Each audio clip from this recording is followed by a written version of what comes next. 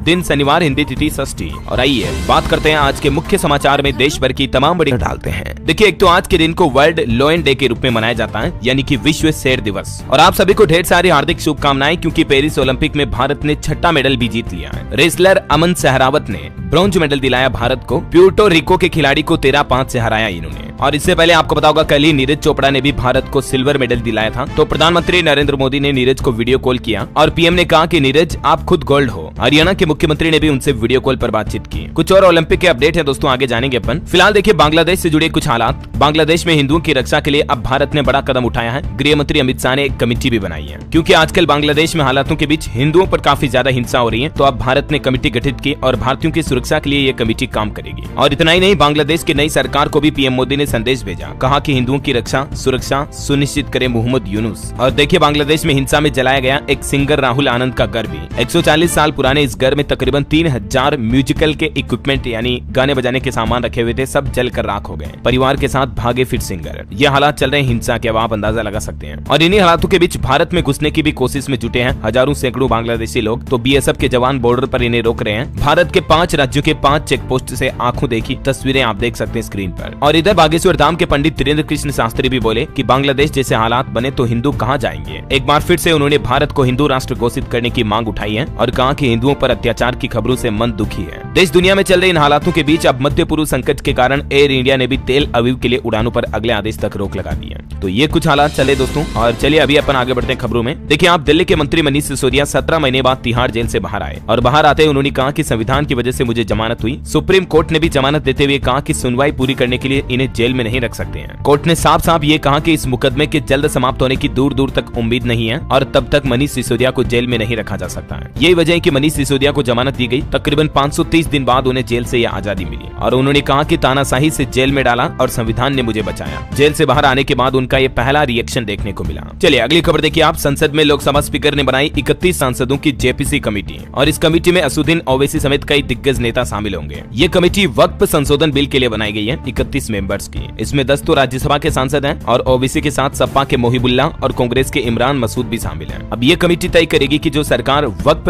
Bill 2024 में जो संशोधन करने जा रही है उसमें क्या बदलाव वाजिब है क्या नहीं है, इसका पूरा रिव्यू किया जाएगा, है ना। वैसे सरकार जो वक्फ बोर्ड के कानून में बदलाव करने जा रही है, इसके नए और पुराने कानून में 4 बड़े अंतर होंगे। कौन कौन से स्क्रीन पर आप देख सकते हैं। अच्छा, और वहीं दोस्तों बैंकिंग कानूनों में संशोधन से जुड़ा विधेयक भी लोकसभा में पेश किया गया। इससे बैंक ग्राहकों को 4 नॉमिनी ऐड करने की सुविधा मिलेगी, यानी अब आपके एक बैंक खाता के अब 4 उत्तराधिकारी हो सकेंगे। सरकार बैंकिंग में ऐसा कानून लेकर आ रही है। और ये बदलाव क्यों किया जा रहा है, क्योंकि हाल ही में मैंने आपको एक रिपोर्ट भी बताई थी कि बैंकों में कई सारे पैसे ऐसे पड़े हैं अनक्लेम्ड मनी, यानी जिन पर दावा करने वाला कोई नहीं है। तो मतलब ऐसे बैंक खातों की संख्या भविष्य में ना बढ़े और बैंकों में अनक्लेम्ड मनी ज्यादा ना हो। यही वजह है कि नॉमिनी ज्यादा होंगे तो कोई न कोई तो बैंक खाते का धनीदौरी संभालने वाला होगा, ऐसा है ना। अच्छा, इसके अलावा दोस्तों मानसून सत्र में देखिए आप, लोकसभा में टोटल 12 सरकारी बिल पेश किए गए, जिनमें से 4 पास हुए। बजट पर भी 27 घंटे चर्चा हुई। टोटल 15 बैठकें हुई। सदन 115 घंटे चला। तो कुछ यूं 18वीं लोकसभा का मानसून सत्र कल समाप्त हो गया। और संसद में कुछ कंट्रोवर्सी भी देखने को मिली। जया बच्चन उपराष्ट्रपति धनखड़ से बोले कि आपकी टोन ठीक नहीं है। वहीं सभापति बोले कि ये बर्दाश्त नहीं करूंगा, आप सेलिब्रिटी हो या कोई और हो, डेकोरम रखना होगा। चलिए आगे बढ़ते खबरों में।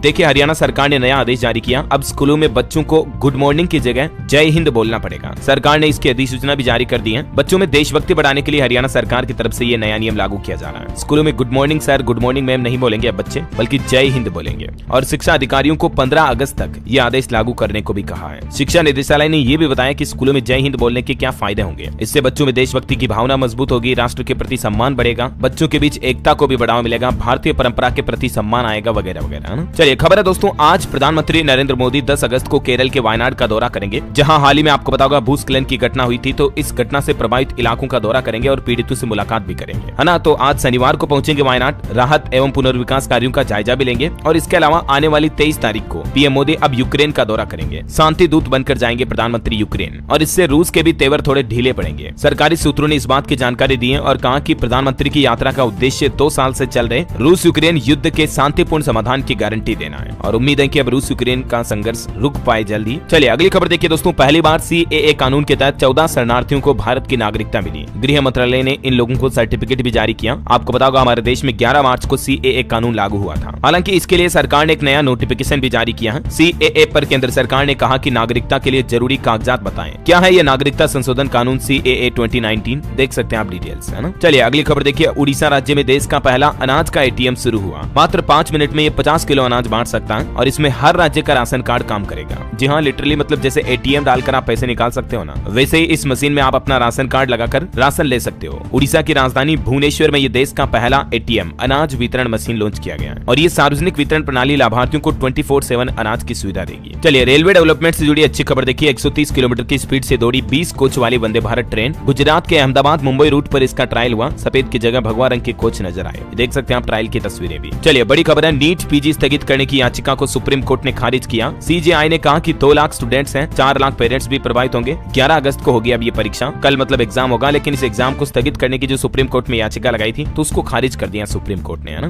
इसके अलावा सुप्रीम कोर्ट ने हिजाब बैन मामले को लेकर भी एक बड़ा फैसला सुनाया। मुंबई के कॉलेज में बुर्का और हिजाब बैन के फैसले पर सुप्रीम कोर्ट ने रोक लगा दी है। सुप्रीम कोर्ट ने हालांकि ये कहा कि कैंपस में धार्मिक गतिविधियां नहीं होनी चाहिए, लेकिन लड़कियों पर अपनी पसंद न थोपे कॉलेज यूनिवर्सिटी, ये भी सुप्रीम कोर्ट ने हिदायत दी। तो फिलहाल तो कॉलेज में हिजाब नकाब वगैरह पहनने पर लगी रोक को सुप्रीम कोर्ट ने हटा दिया, लेकिन बुर्का पर बैन जारी रहेगा और ये हिजाब नकाब पहनने की इजाजत भी सिर्फ कैंपस में ही होगी। स्टूडेंट को क्लास के अंदर इस तरह के पहनने की इजाजत नहीं दी जाएगी, मतलब क्लास के अंदर लड़कियां हिजाब वगैरह नहीं पहन पाएगी। और सुप्रीम कोर्ट ने ये केस पर सुनवाई करते हुए कहा कि जब हिंदू लड़कियों को तिलक या बिंदे लगाने पर पाबंदी नहीं है तो मुस्लिम लड़कियों पर हिजाब पहनने पर प्रतिबंध क्यों लगाया जाए। तो फिलहाल सुप्रीम कोर्ट ने आंशिक रूप से ये जो रोक लगी थी इसको हटा दिया है, ठीक है ना। चलिए अगली खबर देखिए आप, PM मोदी ने सोशल मीडिया पर बदली अपनी DP यानी प्रोफाइल पिक्चर बदली और देशवासियों से एक खास अपील भी की है। अभी हर घर तिरंगा अभियान चला रही है सरकार इस स्वतंत्रता दिवस के मौके पर। ये वजह है कि PM मोदी ने ट्विटर और सोशल मीडिया पर अपनी तस्वीर बदल दी है, देख सकते हैं आप। प्रोफाइल पिक्चर में तिरंगा झंडा लगा दिया जो पहले प्रधानमंत्री की फोटो थी और ये बदलते हुए प्रधानमंत्री ने देशवासियों से लोगों से भी अपील की है कि 9 अगस्त से लेकर 15 अगस्त तक हर घर तिरंगा अभियान मनाया जाएगा। मैं देशवासियों से तिरंगे के साथ सेल्फी लेने की अपील करता हूँ। PM मोदी ने कहा कि आप तिरंगे के साथ सेल्फी लें और हर घर तिरंगा.com इस पोर्टल पर उसे जरूर शेयर करें, है ना। चलिए अगली खबर देखिए आप, जल्द ही दिखने लगेगा मोबाइल फोन पर कॉल करने वाले का नाम। संचार राज्य मंत्री बोले कि सुविधा के लिए उठाए जा रहे आवश्यक कदम, जैसे ट्रू कॉलर पर अभी नाम आता ना किसी अनजान नंबर से फोन करने वाले का, तो अब इस तरह के थर्ड पार्टी ऐप की जरूरत नहीं पड़ेगी, बल्कि सरकार खुद ट्राई टेलीकॉम डिपार्टमेंट ये सुविधा शुरू करेगा। कोई भी फोन करेगा आपको तो नंबर नहीं बल्कि उनका ओरिजिनल नाम भी आपको साथ में दिखाई देगा। फ्रॉड वगैरह पर रोक लगाने के लिए जल्द ही सरकार हमारे देश में ये नया सिस्टम शुरू करने जा रही है। इससे अज्ञात या स्पैम कॉल को रोका जा सकेगा, है ना। चलिए अगली खबर देखिए, वाहन में पेट्रोल भरवाने से पहले ध्यान दें, जांच ले आप अपने वाहन के सभी पेपर, नहीं तो चालान कट जाएगा। 15 अगस्त तक का मौका है। दिल्ली NCR में यह नया नियम लागू होने जा रहा। 100 से भी ज्यादा पेट्रोल पंपों पर बगैर PUC वाले वाहनों का चालान काटा जाएगा। 15 दिनों के अंदर अंदर 25 पेट्रोल पंपों पर PUC जांच के आदेश भी दिए हैं, यानी आप अपने वाहन का प्रदूषण प्रमाण पत्र PUC सर्टिफिकेट जरूर बनवा लें, वरना 15 अगस्त के बाद आपको चालान कटवाना पड़ेगा, समझ रहे हो। चलिए अगली खबर देखिए आप, राजनेताओं के बैंक खातों की जांच प्रक्रिया और कड़ी की जाए। रिपोर्ट्स में यह दावा किया गया है, FATF ने ये सिफारिश भी की है। जी हाँ, FATF यानी कि वित्तीय कार्रवाई कार्यबल की तरफ से वैश्विक धन शोधन रोधी निगरानी संस्था ने भारत से स्थानीय नेताओं, सरकारी अधिकारियों और उनके परिवारों के बैंक खातों की जांच पड़ताल प्रक्रिया में सुधार लाने को कहा है, क्योंकि कई राजनेता नेता ऐसे हैं जिनके बैंक खातों में करोड़ों अरबों रुपए जमा है। वो कहां से आया पैसा, इस बात की जांच की जाए। इंटरनेशनल संस्था ने ये मांग उठाई है और कहीं न कहीं सही भी है, राइट। आपकी क्या राय है दोस्तों इस पर, कमेंट करके बताइए मुझे, क्या जांच होनी चाहिए राजनेताओं के बैंक खातों की या नहीं। ये अथवा no, let me know in the comment box. और अंतर्राष्ट्रीय न्यूज पर एक और बड़ी खबर देखिए आप, लड़कियों की शादी की उम्र घटाकर सिर्फ 9 साल कर दी गई है। इराक देश में ये प्रस्ताव पारित हुआ और बड़ा ही चौंकाने वाला प्रस्ताव है यार। देखिए अब इस कानून पर बवाल भी मच गया और मचेगा भी क्यों नहीं। 9 साल लड़की की उम्र बच्ची होती है यार, तब उसकी शादी करवा दोगे क्या। इराक में लड़कियों की शादी की उम्र 18 साल से घटाकर सीधी 9 साल करने की योजना बना रही सरकार। और लिटरली इराक की संसद में लड़कियों की शादी की उम्र को लेकर एक बिल भी पेश किया गया। जैसे हमारे लोकसभा राज्यसभा है ना, वैसे ही वहाँ के संसद के सदन में ये बिल पेश किया है। अगर संसद से ये बिल पारित हो जाता तो वहाँ 9 साल की बच्चियों की शादी को वैध माना जाएगा। और अब इस बिल के खिलाफ इराक में महिलाएं और कई मानवाधिकार संगठन भी विरोध प्रदर्शन कर रहे हैं, और करेंगे भी क्यों नहीं यार। मतलब 9 साल उम्र कितनी होती है, खेलने कूदने की बच्ची की उम्र एक। पता नहीं ये इराक के कानून बनाने वाले पॉलिटिशियन गांजा वांजा फूंक के कानून बना रहे हैं क्या कहोगे दोस्तों आप इस पर, कमेंट करके बताओ देखे मुझे। चलिए अगली खबर देखिए दोस्तों, सिक्किम राज्य में भूकंप से धरती कांपी, तीव्रता रही 4.4। गनीमत रही कि किसी तरह के नुकसान की कोई सूचना नहीं है। और वहीं देखिए एक बड़ी अच्छी खबर, अगले साल तक मिल सकता है डेंगू का टीका भी। हमारे देश में 4 फार्मा कंपनियां इसका क्लिनिकल ट्रायल कर रही है, तो उम्मीद है कि ये ट्रायल सफल होने के बाद देश में डेंगू का टीका मिल पाएगा, है ना। वहीं बड़ी खबर खबर देखिए आप, स्कूलों में राखी, तिलक, मेहंदी वगैरह लगाने पर बच्चों के साथ उत्पीड़न किया जा रहा, जो कि अस्वीकार्य है। एनसीपीसीआर की तरफ से अब राज्यों से रिपोर्ट भी मांगी गई है। एनसीपीसीआर यानी national commission for protection of child rights, यानी राष्ट्रीय बाल अधिकार संरक्षण आयोग की तरफ से ये कहा गया कि स्कूलों में राखी, तिलक या मेहंदी लगाकर आने वाले बच्चों का उत्पीड़न नहीं होना चाहिए। और देश भर के सभी राज्यों के शिक्षा विभाग को इस संबंध में निर्देश भी जारी किया, क्योंकि कई सारे टीचर बच्चों को परेशान करते हैं, तो अब ऐसा नहीं होगा, है ना। चलिए अगली खबर देखिए दोस्तों, मालदीव पहुंचे हमारे विदेश मंत्री एस जयशंकर, दोनों देशों के संबंधों को मजबूत करने पर होगी बातचीत। और खबर है आईआईटी और सीएसआईआर जैसे संस्थान करेंगे अब आयुर्वेद में शोध। दुनिया भर के संस्थानों से समझौता करार किया जाएगा भारत के आयुर्वेद को बढ़ावा देने के लिए। चलिए टेक न्यूज से खबर है, इंस्टाग्राम यूजर्स को बड़ा अपडेट मिला है। अब आप एक साथ 20 फोटो वीडियो शेयर कर पाएंगे। ये नया फीचर इंस्टाग्राम ने रोल आउट किया। और इसके अलावा दोस्तों चैट जीपीटी कंपनी ने भी एक बड़ा ऐलान किया है, अब यूजर्स फ्री में बना सकेंगे एआई इमेज। ये देख सकते हैं ओपन एआई ने ट्वीट किया, create up to 2 image per day with DALL-E 3, जो कि इसका प्रीमियम टूल है, लेकिन उससे आप 2 इमेज पर डे के जनरेट कर पाएंगे फ्री में, है ना। चलिए अगली खबर देखिए आप, 3 PSU बैंक ने ग्राहकों को बड़ा झटका दिया। अब आपकी हर महीने की EMI यानी कि लोन बढ़ने वाला है, क्योंकि इन बैंकों ने MCLR में अपनी बैंक लोन की रेटों में बढ़ोतरी कर दी है। और उन 3 बैंकों में कौन से बैंक हैं? एक तो केनरा बैंक, एक बैंक ऑफ बड़ौदा और एक यूको बैंक। तीनों बैंकों ने अपने MCLR में 5 बेसिस पॉइंट का इजाफा यानी कि बढ़ोतरी की है। तो अब इन बैंकों से लिया हुआ आपका लोन महंगा हो जाएगा। ये देख सकते हैं आप, केनरा बैंक की तरफ से भी अपने नए लोन के इंटरेस्ट रेट जारी किए गए, और ये बैंक ऑफ बड़ौदा की रिवाइज्ड MCLR है, और ये यूको बैंक की डिटेल्स भी आप देख सकते हैं, है ना। तो मतलब इन तीनों बैंकों से जिन लोगों ने लोन ले रखा ना, तो उनकी हर महीने की किस्त EMI थोड़ी बढ़ जाएगी। चलिए अगली खबर देखिए आप, बिना इनकम प्रूफ के भी आपको जीवन बीमा यानी कि लाइफ इंश्योरेंस पॉलिसी मिल पाएगी। इस कंपनी ने लॉन्च किया प्री अप्रूव्ड प्लान। जी हाँ, और वो कंपनी है दोस्तों फोन पे की तरफ से अपने प्लेटफॉर्म पर pre approved term life insurance feature शुरू करने की घोषणा की है। तो जल्दी मतलब आप फोन पे के जरिए बीमा पॉलिसी इंश्योरेंस खरीद पाएंगे। चलिए अगली बड़ी अच्छी खबर देखिए, अब और तेज होगा हमारे देश में रेलवे का विकास। सरकार ने 24,000 करोड़ के 8 प्रोजेक्ट को मंजूरी दी है। रेल मंत्रालय की तरफ से ये मंजूरी दी गई है। खुद रेल मंत्री अश्विनी वैष्णव की तरफ से इस बात की सूचना दी गई। और वहीं केंद्र सरकार की मोदी कैबिनेट बैठक के कुछ और फैसले देखिए आप, SC/ST आरक्षण में क्रीमी लेयर का प्रावधान नहीं है। देश में 3 करोड़ नए घर बनाए जाएंगे। कैबिनेट की तरफ से ये कुछ बड़े फैसले लिए गए। और केंद्रीय मंत्री अश्विनी वैष्णव ने कहा कि किसानों की आय को दुगना करने के लिए बागवानी करने वाले किसानों के सामने पौधों में कीड़ा लगने की बड़ी समस्या होती है, तो इससे इनकी उत्पादन क्षमता कम हो जाती है। तो इस समस्या को भी समाधान किया जाएगा। देश के 9 संस्थानों में स्वच्छ पौध केंद्र भी खोले जाएंगे, है ना। और अगली बड़ी खबर देखिए दोस्तों, यूपीआई पर आपको कुछ नए फीचर मिलने वाले हैं। पिन और OTP अब पुरानी बात रह जाएगी। अब चेहरे और फिंगरप्रिंट से भी आप यूपीआई पेमेंट कर पाएंगे। मतलब अभी यूपीआई पेमेंट करते हैं अपन, जो लास्ट पिन डालते हैं ना, वो भी जल्दी जरूरत नहीं होगी, क्योंकि बायोमेट्रिक लॉक के जरिए ही आप यूपीआई पेमेंट को अप्रूवल दे पाएंगे। और इसके अलावा एक और नया फीचर मिलेगा, अब आपके यूपीआई अकाउंट से कोई और भी पेमेंट कर पाएगा। मतलब अब आप किसी को भी अपने यूपीआई अकाउंट का एक्सेस दे पाएंगे। आरबीआई की तरफ से जल्दी ये नया फीचर भी आ रहा है। मैंने आपको कल ही अपडेट बताया था इस बारे में। आप अपने दोस्त, भाई बहन वगैरह किसी को भी अपने अकाउंट से पेमेंट करने का राइट्स यानी कि अधिकार दे पाएंगे, है ना। चलिए खबर देखिए आप, बांग्लादेश से असम राज्य में प्रवेश कर सकेंगे भारतीय पासपोर्ट धारक। डीजीपी बोले कि घुसपैठियों पर तो कार्रवाई की जाएगी, लेकिन जिन लोगों के पास पासपोर्ट है तो वो बांग्लादेश से आसानी से भारत में आ पाएंगे, है ना। चलिए सरकारी कर्मचारियों के लिए बड़ी अच्छी खुशखबरी आई है। महंगाई भत्ते में 4% बढ़ोतरी तय हो चुकी है। कब तक मिलेगा DADR का लाभ? तो लेटेस्ट अपडेट ये है कि अब 1 जुलाई से एक बार फिर सरकारी कर्मचारियों को DA में बढ़ोतरी की सौगात मिल सकती है। सरकार इसके लिए आगे की रणनीति भी तैयार कर रही है, जिसकी डिटेल भी आप देख सकते हैं। चलिए अगली खबर देखिए, इन्फ्लेशन यानी महंगाई पर एक रिपोर्ट आ रही है कि जुलाई में 0.20% बढ़ सकती है महंगाई दर। आरबीआई के सर्वे रिपोर्ट में ये बात का खुलासा हुआ है। और भारत की GDP को लेकर भी SBI ने चालू वित्तीय वर्ष 2024-25 में 7% की वृद्धि दर रहने का अनुमान जताया है। हालांकि ये आरबीआई के अनुमानों से काफी कम आंकड़ा है। और भारत के मैन्युफैक्चरिंग सेक्टर में भी 69% का उछाल देखा गया। FDI में मोबाइल के आयात पर भारत की निर्भरता घटी है, जबकि मोबाइल फोन के निर्यात यानी एक्सपोर्ट में बड़ा उछाल देखा गया।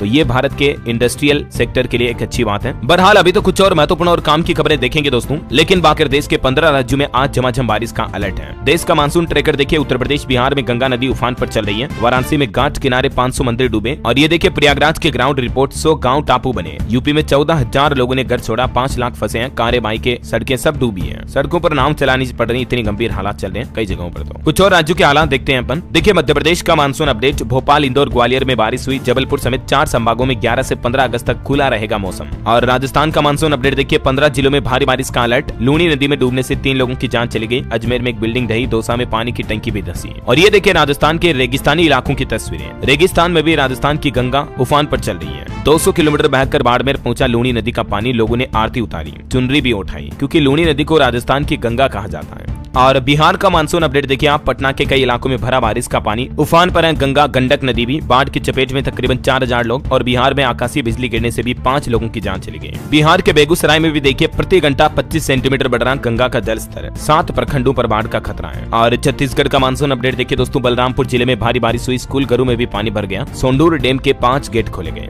हिमाचल प्रदेश के भी 5 जिलों में बाढ़ की चेतावनी है, आज के लिए ऑरेंज अलर्ट जारी हुआ। पिछले 24 घंटों के दौरान शिमला जिले में भारी बारिश हुई। पंजाब में भी हिमाचल से सटे जिलों में बादल बरस रहे हैं, तापमान में बढ़ोतरी के बाद लोगों को थोड़ी राहत मिली। इधर हरियाणा के 6 शहरों में भारी बारिश का अलर्ट है, और झारखंड में भी देखिए आप पूरे राज्य में बारिश के आसार, 6 जिलों में स्पेशल चेतावनी। 11 अगस्त तक झारखंड के कई हिस्सों में हेवी रेन यानी भारी बारिश की संभावना है। उत्तराखंड के भी 6 जिलों में भारी बारिश का अलर्ट, मौसम विभाग ने सभी को सतर्क रहने की सलाह भी दी है। और ये देखिए यूपी के बाराबंकी में भी सरकारी स्कूल समेत 30 मकान सरयू नदी में बह गए। वाराणसी में भी घाट किनारे के 500 मंदिर डूबे। प्रदेश में 4 दिन और अच्छी बारिश की चेतावनी है, यूपी में भी है। और भी दोस्तों अगले 12 से 24 घंटों के दौरान देश में मानसून की संभावित गतिविधियां क्या रह सकती हैं। आज 10 अगस्त को कुल मिलाकर 16 राज्यों में भारी बारिश का अलर्ट है। इन राज्यों के नाम और लिस्ट भी आप देख सकते हैं। और वहीं दोस्तों मानसून को लेकर वैज्ञानिकों का एक अध्ययन भी सामने आ रहा। देखिए हमारे देश के 84% जिले अभी मौसमी घटनाओं के शिकार हो रहे हैं, और शोधकर्ताओं ने यह भी दावा किया कि साल 2036 तक हर 10 में से 8 लोग जलवायु परिवर्तन की वजह से प्रभावित होंगे। पूरी दुनिया में ये कहर देखा जा रहा है, और भारत में स्पेशल अलर्ट जारी किया वैज्ञानिकों ने। चलिए सराफा बाजार पर नजर डालें तो देखिए आप, सोना 1100 रुपए उछला और चांदी में भी 1400 रुपए की बढ़त देखी गई। अभी दिल्ली सराफा बाजार में सोने की कीमत 72,450 रुपए प्रति 10 ग्राम चल रही है, जबकि चांदी की कीमत 82,500 रुपए प्रति किलोग्राम हो गई है। ओके, और मार्केट का अपडेट भी देख लेते हैं साथ के साथ। देखिए आप, सेंसेक्स 819 अंक की तेजी के साथ 79,705 पर बंद हुआ। निफ्टी में भी 250 अंक की बढ़ोतरी देखी गई। और ओला इलेक्ट्रिक का आईपीओ स्टॉक मार्केट में लिस्ट हुआ, शेयर 20% चढ़कर 91.20 पर बंद हुआ। 76 रुपए पर फ्लैट लिस्टिंग हुई थी, उसके बाद अच्छी खासी बढ़ोतरी देखी गई कंपनी के स्टॉक में। ये इलेक्ट्रिक व्हीकल, बैटरी पैक और मोटर्स बनाती है, आपको पता होगा ओला कंपनी के बारे में। तो अच्छा, आपको एक चौंकाने वाली रिपोर्ट बताता हूँ, देखिए जरा। अंबानी फैमिली जो है ना हमारे देश में, उसकी वेल्थ भारत की जीडीपी का 10% है। पूरी फैमिली की वैल्यूएशन तकरीबन 25.75 ट्रिलियन रुपीज है। और फिर बजाज फैमिली 7 ट्रिलियन की वैल्यू के साथ देश में दूसरे नंबर पर है। मतलब मोस्ट वैल्यूएशन वाली फैमिली है भारत में अंबानी फैमिली। जीडीपी का 10% तो मायने रखता है यार। और कुछ कंपनीज के रिपोर्ट्स देखिए आप, बर्जर पेंट्स को पहली तिमाही में 354 करोड़ का मुनाफा हुआ, रेवेन्यू में 2% की बढ़ोतरी हुई। ट्रेंट को भी पहली तिमाही में 391 करोड़ का मुनाफा हुआ। बजाज फाइनेंस पर भी 341 करोड़ की टैक्स चोरी का आरोप लगा। डीजीजीआई ने भेजा नोटिस, अब ब्याज के साथ 850 करोड़ से ज्यादा देना होगा। चलिए मार्केट के बाद कुछ और महत्वपूर्ण खबरें देखते हैं दोस्तों। देखिए एनसीपीसीआर का कहना है कि बच्चों को शारीरिक दंड और भेदभाव पर भी रोक लगाए राज्य, सख्ती से लागू किया जाए बाल संरक्षण कानून। सभी राज्यों को और केंद्र शासित प्रदेशों को इस संबंध में निर्देश भी दिया। और चलिए अगली बड़ी खबर देखिए, मैंने आपको कल ही बताया था ना, उत्तर प्रदेश में एक साइको किलर घूम रहा था। तो अच्छी खबर है, बरेली पुलिस के हाथ बड़ी कामयाबी लगी। 6 महिलाओं की हत्या करने वाले साइको किलर को गिरफ्तार कर लिया गया। इसके स्केच भी जारी किए थे यूपी पुलिस ने, मैंने आपको कल ही बताए थे। और दोस्तों गिरफ्तार होने के बाद जो इसने खुलासा किया, आप जानकर चौंक जाओगे। 6 महिलाओं की जान लेने वाले साइको किलर ने हैरान करने वाला कारण बताया। बरेली में ये 13 महीने बाद पकड़ा गया। बोला कि मुझे औरतों से नफरत है और मारने में मजा आता था। क्यों मारता था ये महिलाओं को? तो इसने ये भी वजह बताई कि इसकी सौतेली माँ ने इसके साथ अत्याचार किया, टॉर्चर किया, इसकी पत्नी भी इसको छोड़कर चली गई। ये 6 हत्याओं की लिस्ट है जो तो इसने कबूल ली है, और बताया जा रहा है कि 10 से ज्यादा महिलाओं की इसने जान ली। कुलदीप इसका नाम है। ये इसकी ओरिजिनल तस्वीर भी आप देख सकते हैं, और ये स्केच की तस्वीरें हैं जो यूपी पुलिस ने जारी की थी। देख सकते हैं स्केच भी कितना सही बनाया गया, एक मुखबिर के आधार पर। और इतनी आसानी से भी ये नहीं पकड़ा गया। तकरीबन 25 किलोमीटर एरिया में ऑपरेशन तलाश शुरू किया यूपी पुलिस ने। हजारों सीसीटीवी कैमरे खंगाले, 1 लाख से भी ज्यादा मोबाइल नंबर को ट्रेस किया, तब जाकर पकड़ा गया ये साइको। और वहीं नेशनल सिक्योरिटी से जुड़ी कुछ और अच्छी खबरें देखिए आप। 15 अगस्त से पहले एनआईए को भी एक बड़ी कामयाबी मिली है। यूएई से भारत लाया गया बब्बर खालसा का ये आतंकी, खालिस्तानी आतंकी है ये, जिसे भारत ला दिया गया। और इधर दिल्ली से भी आईएसआईएस आतंकी रिजवान अली गिरफ्तार हुआ। एनआईए ने वांटेड लिस्ट में 3 लाख का इनाम घोषित कर रखा था इस पर। 2023 में पुणे कस्टडी से ये भाग गया था। तो स्वतंत्रता दिवस से पहले दिल्ली पुलिस को भी ये बड़ी कामयाबी मिली है ना। चलिए अगली खबर देखिए दोस्तों। चुनाव आयुक्त का कहना है कि जम्मू कश्मीर में जल्द ही चुनाव होंगे। कश्मीरी माइग्रेंट्स के लिए दिल्ली समेत 3 स्पेशल जगह पर बूथ भी बनाए जाएंगे। पहली बार एसटी की 9 सीटें रिजर्व की गई है। और चलिए अब अपन ओलंपिक से जुड़े कुछ अपडेट देखते हैं। एक तो मैंने आपको शुरुआत में बताया था, भारत के लिए अच्छी खबर है, भारत को ओलंपिक में 6ठा मेडल मिल चुका है। रेसलर अहमद सहरावत ने ब्रॉन्ज मेडल दिलाया। और वहीं दोस्तों नीरज चोपड़ा ने जो सिल्वर मेडल जीता, उसके बाद पीएम मोदी ने बातचीत की। इस घटना से जुड़ी एक अनोखी खबर देखिए आप। नीरज चोपड़ा की मां ने जो कहा, उसके चर्चे सरहद पार पाकिस्तान में भी होने लगे कि ये सिर्फ एक मां ही कह सकती है। देखिए नीरज चोपड़ा की मां ने क्या कहा जब पाकिस्तानी खिलाड़ी ने तो गोल्ड मेडल जीता और हमारे भारतीय खिलाड़ी नीरज चोपड़ा ने सिल्वर मेडल जीता। तो इस पर नीरज चोपड़ा की मां की प्रतिक्रिया देखने को मिली। नीरज की मां बोली कि सिल्वर भी गोल्ड जैसा ही है हमारे लिए तो, और जिसने गोल्ड जीता वो भी मेरा ही लड़का है, उसने भी मेहनत की है। दोस्तों गोल्ड भले ही पाकिस्तानी लड़के ने जीता हो, लेकिन यहाँ हमें वो भारत पाकिस्तान की लड़ाई वाली नफरत नहीं दिखानी चाहिए जो पॉलिटिक्स में राजनीति में होती है। वो पूरा एक अलग मैटर है। और यहाँ खेल मैदान में जब दो दुश्मन देशों के खिलाड़ी भी एक साथ खेलने को उतरते हैं ना, तो यहाँ साफ साफ एकता का संदेश झलकता है, फिर चाहे वो पाकिस्तानी खिलाड़ी हो चाहे हमारा हिंदुस्तानी खिलाड़ी हो। तो ये वाकई में नीरज चोपड़ा की माँ की बहुत ही अच्छी सोच है, और नीरज चोपड़ा की ही तरह इन्होंने भी खूब मेहनत की होगी तभी गोल्ड मेडल लेकर आए हैं। देखिए नीरज चोपड़ा को हराने वाले पाकिस्तानी खिलाड़ी की कहानी। नया भाला खरीदने तक के पैसे नहीं थे, इनके गाँव के ग्रामीणों ने चंदा इकट्ठा किया और भाला दिलाया और उससे प्रैक्टिस की, और प्रैक्टिस भी किस मैदान पर कर रहे हैं। पाकिस्तान की परिस्थितियों का ये अंदाजा आप इसी बात से लगा सकते हैं। इन हालातों से लड़कर ओलंपिक में गोल्ड मेडल जीतना मतलब वाकई में नदीम ने मेहनत की है। अच्छा वहीं दोस्तों विनेश फोगाट की जो कंट्रोवर्सी चल रही है, उनकी अपील पर भी खेलों की समाप्ति से पहले फैसला देगा CAS कि विनेश फोगाट को सिल्वर मेडल दिया जाए या नहीं दिया जाए। और एक खबर है कि मनु भाकर और PR श्रीजेश को भी बड़ी जिम्मेदारी मिली। पेरिस ओलंपिक के समापन समारोह में ये भारत के ध्वजवाहक होंगे। इधर मध्य प्रदेश के मुख्यमंत्री ने भी घोषणा की है, हॉकी प्लेयर विवेक सागर को 1 करोड़ रुपए देगी MP सरकार। और चलिए ओलंपिक के बाद आगे बढ़ते हैं खबरों में। देखिए मोबाइल रिचार्ज पर अगला अपडेट आ रहा। एयरटेल कंपनी की तरफ से नया प्लान लॉन्च किया गया। अब 2 सिम कार्ड पर आपको अनलिमिटेड कॉल्स और डेटा वगैरह का फायदा मिल पाएगा। ये 699 वाला ही प्लान है जिसमें यूजर्स को एक एक्स्ट्रा सिम एक्सेस करने का मौका मिल जाएगा। और करंट अफेयर्स का अपडेट देखिए आप। इसरो ने अर्थ ऑब्जर्वेशन सैटेलाइट 08 लॉन्च करने का प्लान बनाया है। पेरिस ओलंपिक में भारत को जेवलिन में भी सिल्वर मिला, हॉकी में ब्रॉन्ज मिला, और एक और लेटेस्ट मेडल मैंने आपको बता दिया, तो ध्यान रखिएगा ये बातें, डेटा वगैरह है ना। चलिए खबर है दोस्तों जोशीमठ के बाद नैनीताल भी दरक रहा। उत्तराखंड में 3 किलोमीटर में धंस रहे पहाड़, घरों में दरारें आई, हादसों के मारे डर से घर छोड़कर जा रहे लोग बाग। वही देखिए दिल्ली वाले सावधान हो जाएं, आपकी गाड़ी के नंबर प्लेट पर टिकी है लाखों निगाहें। अगर आप चुके तो व्हाट्सएप पर आएगा बुरा संदेश। दिल्ली में अगर आप वाहन चलाते तो सावधान हो जाएगा, क्योंकि सीधा व्हाट्सएप पर चालान पेश किया जाएगा, मतलब ई चालान आएगा आपके व्हाट्सएप पर अगर आपने ट्रैफिक रूल्स तोड़ा तो, सीधा समझ गए हो। चलिए खबर है हरियाणा के मुख्यमंत्री नायब सरकार ने भी बड़ा तोहफा दिया। रक्षाबंधन पर बसों में फ्री यात्रा कर पाएंगी महिलाएं। ऐसी ही घोषणा कल उत्तर प्रदेश सरकार ने भी की थी, मैंने आपको बताया था। यूपी के अलावा उत्तराखंड और राजस्थान सरकार भी ये घोषणा कर चुकी है कि रोडवेज बसों में फ्री सफर करने का मौका मिलेगा आपको रक्षाबंधन पर। चलिए खबर देखिए छत्तीसगढ़ में महादेव सट्टा ऐप मामले में 4 राज्यों में छापेमारी हुई, 3 गिरफ्तार हुए, 100 से ज्यादा मोबाइल व 500 से ज्यादा सिम कार्ड भी बरामद हुए। वहीं देखिए बिहार के 1303 पुलिसकर्मियों को खुशखबरी मिली, रिटायरमेंट से पहले गृह जिला में उनका ट्रांसफर किया गया। और इधर पंजाब में देखिए अमृतसर गोल्डन टेंपल में बदले गए निशान साहिब, केसरी हटाकर चढ़ाया गया बसंती रंग। श्री अकाल तख्त साहिब के आदेश पर यह एक्शन लिया गया। और वैसे पंजाब की बात हो रही है तो आपको एक अनोखी खबर बताता हूँ। देखिए पंजाब के गाँव में पूरे के पूरे गाँव में ही लिटरली बीड़ी सिगरेट गुटखा वगैरह सब पर रोक लगा दी है। और यहाँ तक कि यूपी बिहार के लोग अगर इस गाँव में आएंगे तो उनका वेरिफिकेशन करवाना होगा, और रात 9 बजे के बाद कोई गाँव में घूम भी नहीं पाएंगे। गाँव की ही नौजवान सभा ने यह फैसला लिया, जबकि आजकल के नौजवान तो कितना सुट्टा फूंकने में, नशेड़ी बनने में लगे हैं। इस बीच गांव के नौजवानों ने जो ये पहल की है वाकई में तारीफ काबिल है। बीड़ी सिगरेट गुटखा शराब तंबाकू सब पर रोक लगा दी है। और ये पहल की है पंजाब में मोहाली जिले के मुद्दो संगतिया गांव के बाद अब जंडपुर गांव में भी गैर पंजाबियों को लेकर ये बड़ा फैसला लिया। जंडपुर गांव की नौजवान सभा ने गांव में बीड़ी सिगरेट गुटखा वगैरह पर भी रोक लगा दी। अभी तो आपको पता होगा हम कई जगहों पर जाते हैं तो सार्वजनिक जगहों पर भी गुटखा से किस तरह से लाल लाल निशान हमें देखने को मिलते हैं कोने कचहरे में, लेकिन पूरा गाँव साफ सुथरा स्वच्छ नजर आएगा, गुटखे का कहीं लाल निशान नजर नहीं आएगा, है ना। चलिए अगली खबर देखिए आप। अब उत्तर प्रदेश में पेड़ों से बरसेंगे डॉलर, कार्बन फाइनेंस से किसानों की आर्थिक स्थिति मजबूत करेगी। योगी सरकार ने नया प्लान बनाया, किसानों को 1 पेड़ लगाने के बदले हर साल $6 देगी यूपी सरकार। देख सकते हैं आप इसके बारे में ज्यादा डिटेल भी। केंद्र सरकार ने साल 2070 तक जो देश को कार्बन न्यूट्रल बनाने का लक्ष्य रखा, तो इसी पहल में यूपी सरकार की तरफ से भी ये शानदार घोषणा की गई है। और उत्तर प्रदेश के मथुरा में देखिए शाही ईदगाह मस्जिद परिसर में सर्वेक्षण पर भी रोक को नवंबर तक बढ़ा दिया। हाईकोर्ट ने अनुमति दी थी इसको लेकर। चलिए कुछ और स्टेट न्यूज अपडेट देख लेते हैं। देखिए रक्षाबंधन पर भाई देगा बहन को बीमा पॉलिसी, मेडिकल विभाग के कार्मिक करेंगे मोटिवेट, 850 रुपए में मिलेगा 25 लाख रुपए तक का स्वास्थ्य बीमा। ये राजस्थान सरकार ने नई पहल की है, क्योंकि अभी आपको पता होगा राजस्थान में जो मुख्यमंत्री आयुष्मान आरोग्य योजना है उसके तहत 25 लाख रुपए का स्वास्थ्य बीमा मिलता है मात्र 850 रुपए में, है ना। तो अब राज्य में मतलब मेडिकल विभाग के कर्मचारी लोगों को मोटिवेट करेंगे कि आप अपनी बहन के लिए ये बीमा पॉलिसी खरीद लो, ऐसा। वही खबर है राजस्थान में गहलोत राज के बने छोटे जिले खत्म किए जाएंगे। भजनलाल सरकार ने पेमेंट करने और काम करवाने का अधिकार पुराने जिलों के कलेक्टर्स को दिया।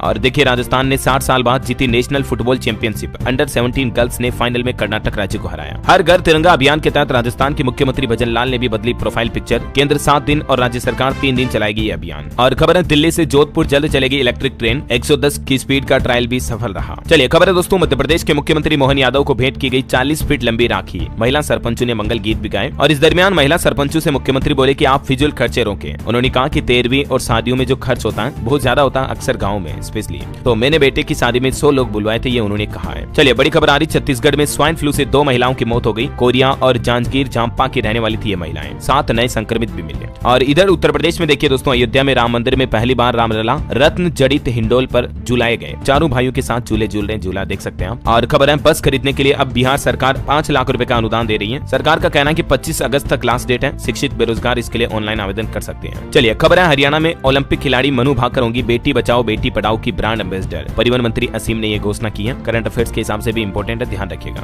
वह देखिए हरियाणा के पुलिस अफसरों को नहीं मिलेगा वीरता पुरस्कार। हाईकोर्ट में केंद्र सरकार ने जवाब दिया, कहा कि नामों की सिफारिश करने में देर हुई। और खबर ये भी है दोस्तों कि हरियाणा सरकार एससी के आरक्षण में वर्गीकरण कर सकती है। यानी नौकरी में अब एससी में 20% कोटे में 30 वंचित जातियों को 50% रिजर्वेशन देने की तैयारी कर रही है हरियाणा की सीएम नायब सैनी सरकार। चलिए खबर देखिए पंजाब में शिक्षा विभाग में ट्रांसफर के लिए आज तक आवेदन कर सकते हैं। लास्ट डेट है। ऑनलाइन पोर्टल पर फॉर्म भी उपलब्ध है। और देखिए हिमाचल प्रदेश में अधिकारियों कर्मचारियों के स्टडी लीव पर शर्तें तय की गई। वित्त विभाग से मंजूरी लेना जरूरी होगा। 40% वेतन भी मिलेगा। ये हिमाचल सरकार द्वारा कर्मचारियों के लिए जारी किया गया नोटिस भी आप देख सकते हैं। और गुजरात हादसों के पीड़ितों के लिए कांग्रेस ने न्याय यात्रा निकाली। मोरबी से शुरू हुई पदयात्रा 300 किलोमीटर का सफर तय कर 22 को गांधीनगर पहुंचेगी। वहीं दोस्तों बांग्लादेश में जो अभी हालात चल रहे हैं इनका असर सूरत के टेक्सटाइल मार्केट पर भी पड़ रहा है। कपड़ा व्यापारी चिंतित है। 500 करोड़ का कारोबार ठप पड़ा है। और महंगाई पर बड़ी खबर देखिए, सरस डेयरी का दूध 2 रुपए महंगा होने जा रहा। रविवार शाम से कल शाम से मतलब नई दरें लागू हो जाएगी। राजस्थान में डेयरी के दूध ज्यादा सप्लाई होता तो यहाँ कीमतें बढ़ जाएगी। और नई कीमतों के बाद अब नए रेट क्या हो गए जिसकी डिटेल भी आप देख सकते हैं। गोल्ड टोन्ड दूध वगैरह की है ना। और एक अच्छी खबर देखिए, अब महिलाओं को बिजनेस शुरू करने के लिए 3 नहीं बल्कि 5 लाख रुपए तक का लोन मिलेगा। हरियाणा सरकार की तरफ से मातृशक्ति उद्यमिता योजना में महिलाओं के लिए ये शानदार घोषणा की गई है। चलिए खबर है उत्तर प्रदेश के स्कूलों में मिशन शुरू हुआ। अब कक्षा 5 तक के विद्यार्थियों को बनाया जाएगा निपुण। निपुण भारत मिशन के तहत बच्चों को निपुण बनाने का ये काम किया जा रहा। और मतलब इस मिशन के तहत बच्चों को प्री प्राइमरी से लेकर कक्षा 2 तक के विद्यार्थियों को एडवांस ट्रेनिंग दी जाएगी। बोले तो बच्चों को सिखाने पर अब और ज्यादा फोकस किया जाएगा है ना। और वहीं देखिए बिहार सरकार की पहल, अब स्कूलों में 50,000 रुपए तक के काम करवा सकेंगे हेडमास्टर। शिक्षा विभाग की तरफ से आदेश जारी किए गए। और एक अच्छी खबर देखिए, इस राज्य में छात्रों को हर महीने मिलेंगे 1,000 रुपए। मुख्यमंत्री ने शुरू की योजना। तमिलनाडु के मुख्यमंत्री एम.के. स्टालिन की तरफ से ये घोषणा की गई है। देख सकते हैं इसके बारे में आप ज्यादा डिटेल भी, इस योजना का क्या नाम वगैरह है। और इसके अलावा महिलाओं वगैरह के लिए भी कुछ तमिलनाडु सरकार की तरफ से अनाउंसमेंट किए गए। वहीं हरियाणा सरकार का भी एक बड़ा ऐलान, शहरी विकास प्राधिकरण की 9 और सेवाएं भी सेवा अधिकार अधिनियम के दायरे में आई। और उन सेवाओं में कौन कौन सी सेवाएं हैं देख सकते हैं। चलिए कुछ एजुकेशनल खबरें देख लेते हैं। रेलवे में एक और बंपर भर्ती निकली है। पैरामेडिकल स्टाफ के पदों पर आवेदन मांगे जा रहे हैं। इसमें 17 तारीख से आवेदन शुरू होंगे। 16 सितंबर अगले महीने लास्ट डेट रहेगी। टोटल 1376 वैकेंसी है। ठीक है।